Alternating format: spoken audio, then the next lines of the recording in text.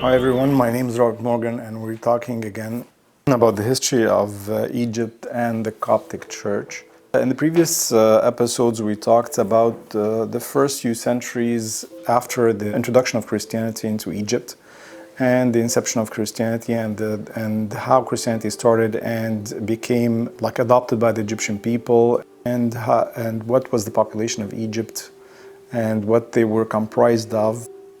Just a refreshment.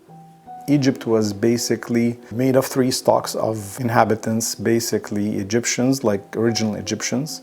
Those were the majority.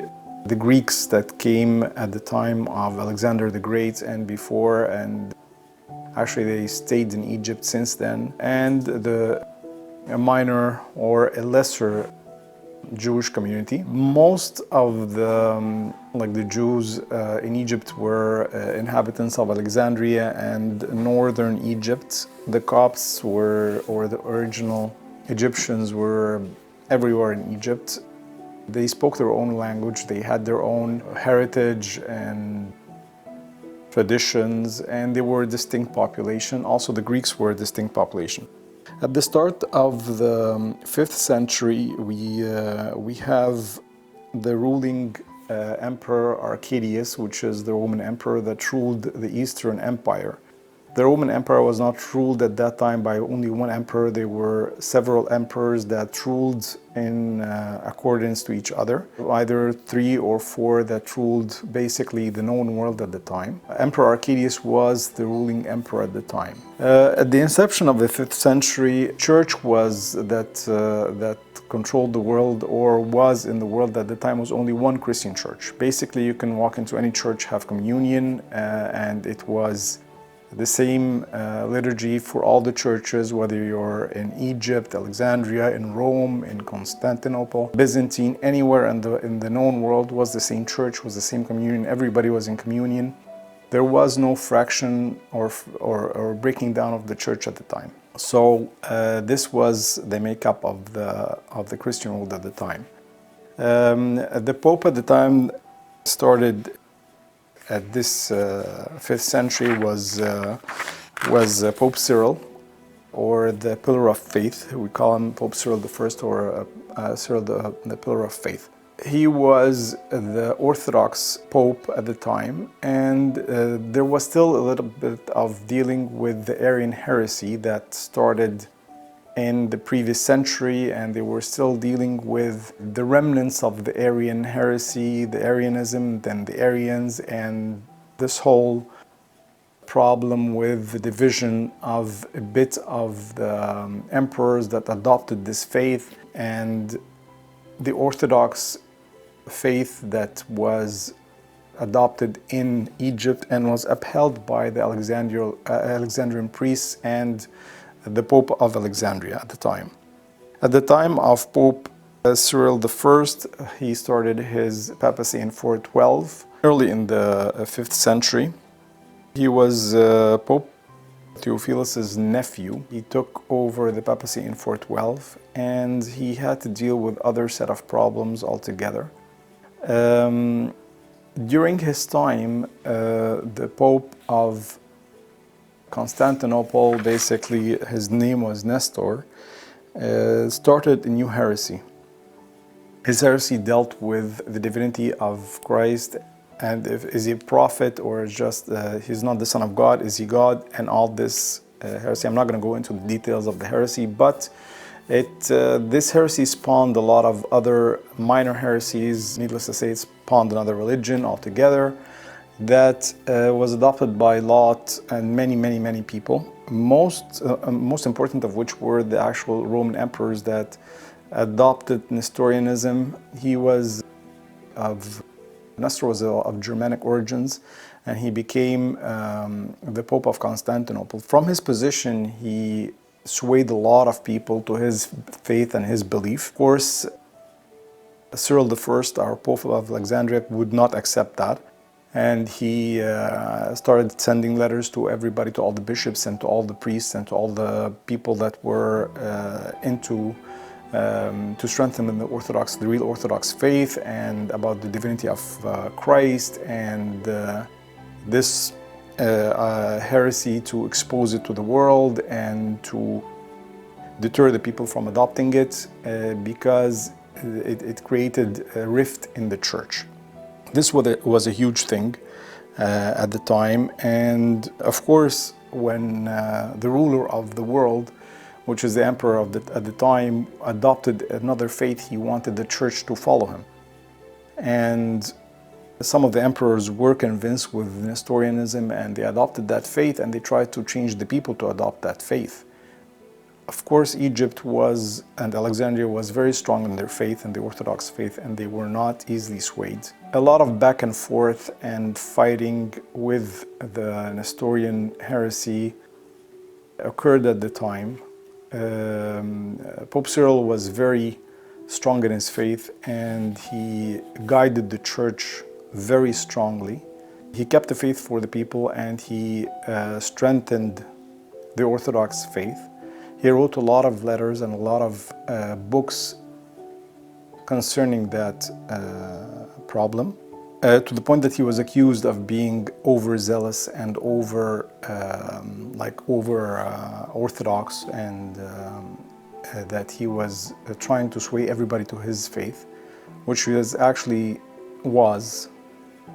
And Nestorianism didn't take root in Egypt at all, not to any extent.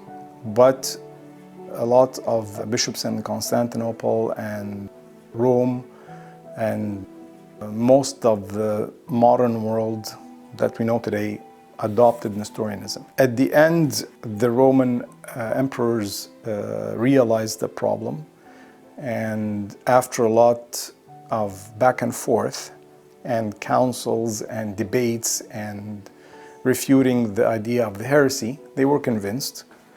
And Nestor was banished. He was banished actually to Egypt at the end, and he died there. A lot of minor issues occurred during the time of Pope Cyril I. There was a very sharp decline in the education of the Egyptians at the time, because they found that the Roman emperors were not keen on their well-being. They went back to the roots and they took up their own language. So they moved away from the official Greek language. So most of the Egyptian population went back to the Coptic language. They used the Greek letters to write their own language. But they adopted their own language for communication. That created a rift between education, which was mostly known as Greek, and most of the books were written in Greek, and the Coptic language. That created a problem for the Egyptians themselves later on. There was a huge number of monks and priests at the time. They were less educated and less tolerant for others, and they were very, we could say, fanatic. Some issues occurred with the population at the time and the monks that were very zealous.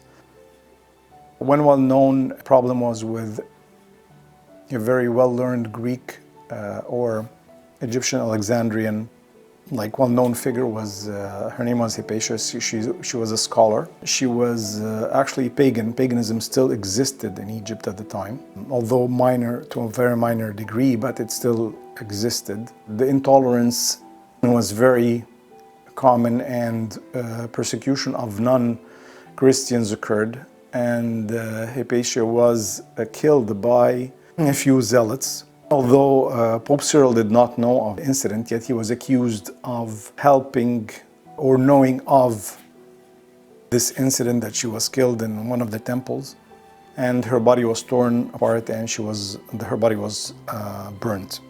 It was done by a few zealots for the religion, because she was actually teaching sciences and astronomy and other subjects that had nothing to do with religion, but she was in the public eye, so to say, and she was not accepted by these people.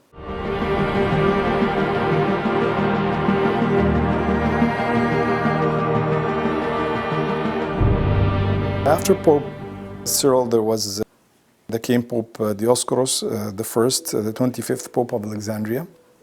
Pope Cyril passed away in 444, and in the same year Pope Dioscorus started his papacy. Again, he continued the struggle with Nestorianism. It was not finished, and several councils had to take place.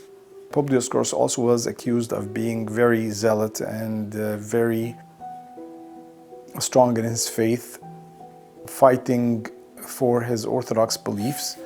The Roman emperors at the time, not all of them accepted the Orthodox faith. Some of them did, some of them did not. The ones that did not always were prejudiced against and persecuted. First of all, the Pope. Second of all, the population of Egypt, which were all Orthodox, and they followed their Pope on any occasion, and always they supported their Pope. A Council of Ephesus took place in 449, also with Pope Dioscorus taking place in it, and 200 bishops took part in that council. The recommendations of the Council of Ephesus are well known. We're not going to go into details of the council recommendations, and basically they upheld the true Orthodox faith, and that was under the leadership of Pope Dioscorus. Following the Council of Ephesus, Rome, actually the churches were in a very heated turmoil as to which church should lead the Christianity at the time. Rome was actually one of the upcoming churches and papacies that were vying to take lead of the Christian world. Alexandria had its position. There was Constantinople, Palestine, and Antioch.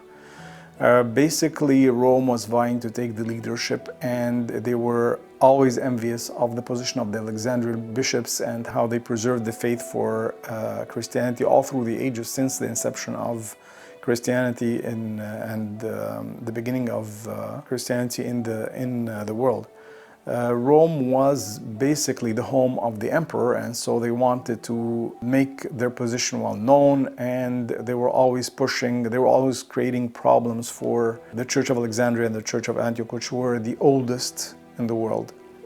The Pope of Rome at the time, or the bishops, they don't have a pope per se, but they had bishops that were vying to take the leadership in the Christian world.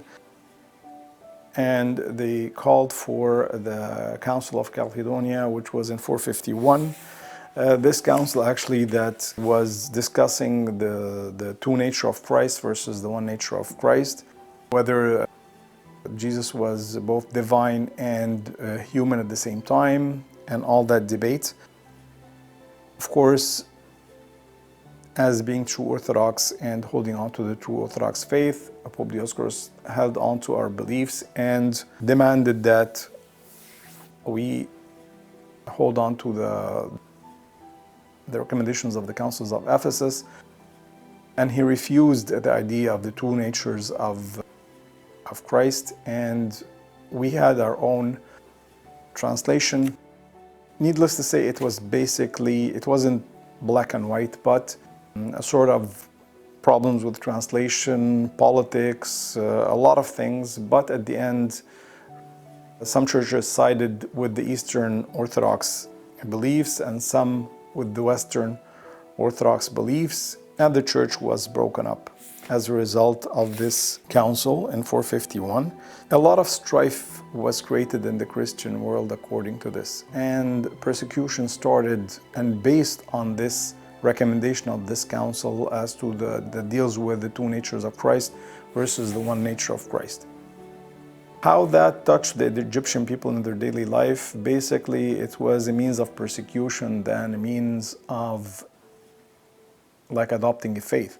If you did not believe in what the Roman emperor believed in, you were against the state, and persecution started from then on based on that.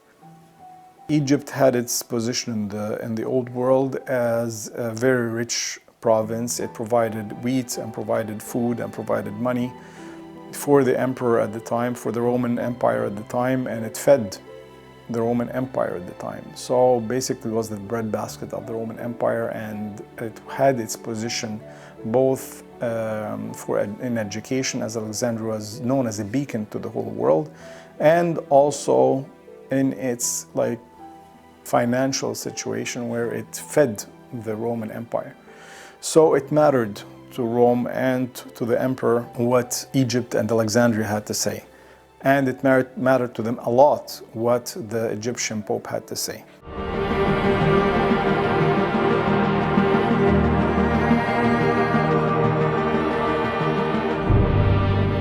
In Egypt, actually, this struggle between the Egyptian Church and the Byzantine Church or the Roman Church culminated in the point that the emperor decided to have his own church starting in Egypt, basically under the guise of the Byzantine Church of Egypt, where the Greeks or the foreigners that lived in Egypt would go to that church, and all the money that was collected from all the churches in Egypt was in the hands of the Byzantine Church in Egypt, not in the national church. So there was again a breakdown in the churches in Egypt because the Greeks in Egypt felt that they owed loyalty to the emperor and to Rome and to Byzantium, so they followed their own church. At the same time, all the financial situation, all the money that was collected from all the churches, Egyptian, whether Egyptian or Byzantine, went to the Pope of the Byzantine Church of Egypt. And this created a further rift in the churches, and this is how the 5th century ended, where we have a dual system of churches. They called it the Melkite Church, where it is that follows the emperor or the king, or whoever is in power in Rome, versus the National Church of Egypt, which is the Coptic Church that followed the Pope of Egypt, which is the true national church of Egypt that served the people of Egypt. We'll continue next time.